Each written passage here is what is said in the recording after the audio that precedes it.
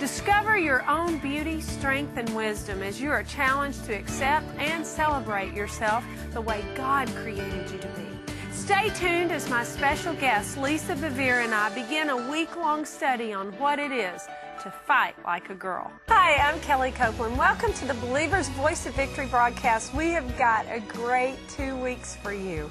I am joined today with my special guest, Lisa Bevere, and Lisa has written, I don't know, how many books have you written? I think seven. Seven. So. 7 books. Sure. She's got 7 books under her belt. But this week and next week, we're going to talk about a specific book each week. And this week, we are talking about her book, Fight Like a Girl. Now, you know, I think a lot of people take that as an insult. You fight like a girl. And I think that we have a real issue going on. We have a culture that is very confused. We have women, you know, that are saying, I've got to be powerful, I've got to be like a man. We have men trying to be like women. And we are just completely out of that image of God that being captured on earth, because male and female, Genesis 1:27 says it captures the image or the reflection of God on earth. And so we really need to get this back. We need to get it right. And women fighting like girls is usually, you know, supposed to be an insult. Usually if a woman, they say you fight like a girl to a guy, it means you've pinched, it means you've scratched, it means you bite. I know that because I live with 5 men and I pinch and I bite and I scratch to be able to get anything to work. But, you know, you go for the sensitive areas, and women tend to have access to the sensitive areas. They tend to have access to the heart. And so I wanted to take it and flip it and say, what would it look like if fighting like a girl was a compliment instead of an insult? I'm 47, and about the time I was born, the feminists came on the scene and they said, hey, if you want to be powerful as a woman, you're going to have to be a man. We're going to have to act like men. We're going to have to go into their world. We're going to have to displace them.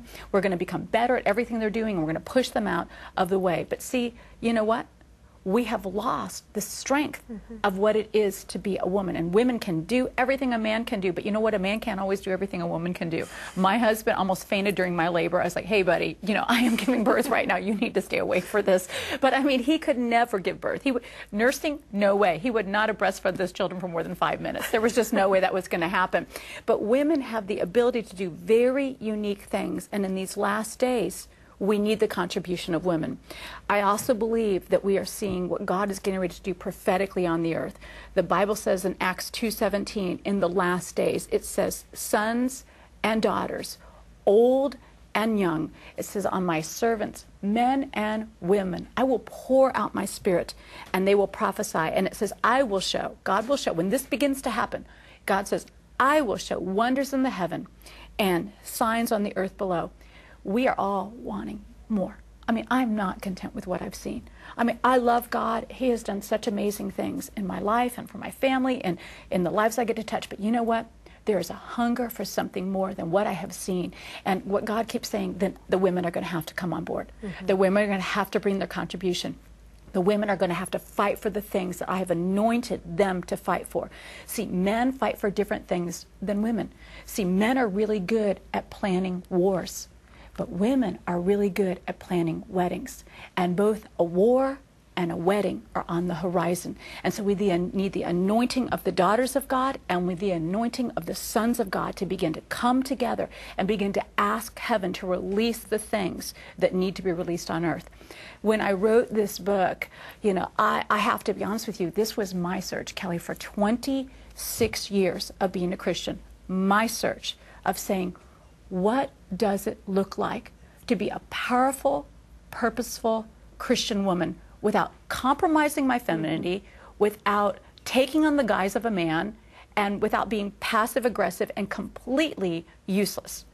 I came into the church at 21 years of age, and I remember when I got saved, I came in and I was like, okay, I'm here. I know you guys have all been waiting for me. I am here now. I am here. I am here. I'm single. I'm here to serve. And they're like, a little bit of a problem. You're not married. So, like, your head's not covered. I was like, okay, like, is this okay? They're like, no, that's just not going to work. That's not going to work. You need to be married. And then I got married, and it was like, well, you're married, but we're still not sure what to do with the women yet. So, you know, you can do this and you can do that. And, you know, Kelly, I did everything.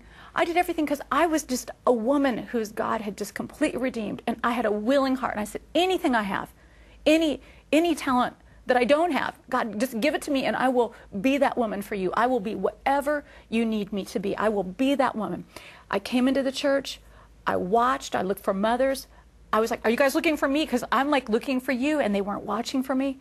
And I remember just kind of thinking, I don't know what it looks like to be a woman of God. And God began to stir in my heart that there was a break from one generation to the other. I actually saw a necklace kind of thing coming down from heaven, and I saw these links coming down, and then I saw air, and then I saw one link suspended by itself. And he said there has been a breakdown of the Titus II mandate of one generation of women teaching the next generation. He said, but you know what? I'm going to let these daughters cry out from a position of brokenness. And he said, I'm not raising up just mentors in the body of Christ. I'm raising up mothers.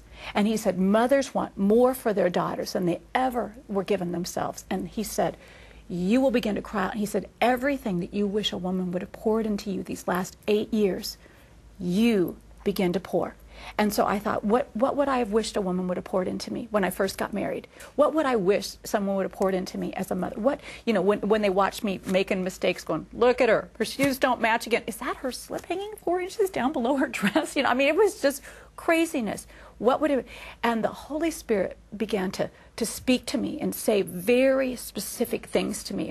And actually, I believe right now, the Holy Spirit is releasing strategies from heaven to earth for his daughters. I just believe he is saying, it's your time. It's time for this to come. Not we're pushing the men aside, but it's time you come alongside the men, you know, not displace them. And the scripture that he gave me was Psalm 68. And it's actually, we talked with Rick Renner, it's a messianic psalm.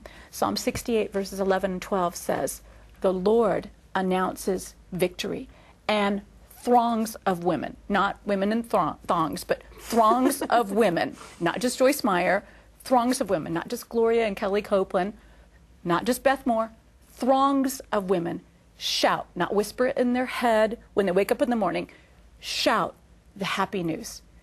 Enemy kings and their armies flee while the women divide the plunder. And what he showed me in the spirit was, let's pretend like this circle is the encampment of women. They've walked around in these little circles, and the men have gone out and fought and fought and fought. And the women and children have been a little bit encamped.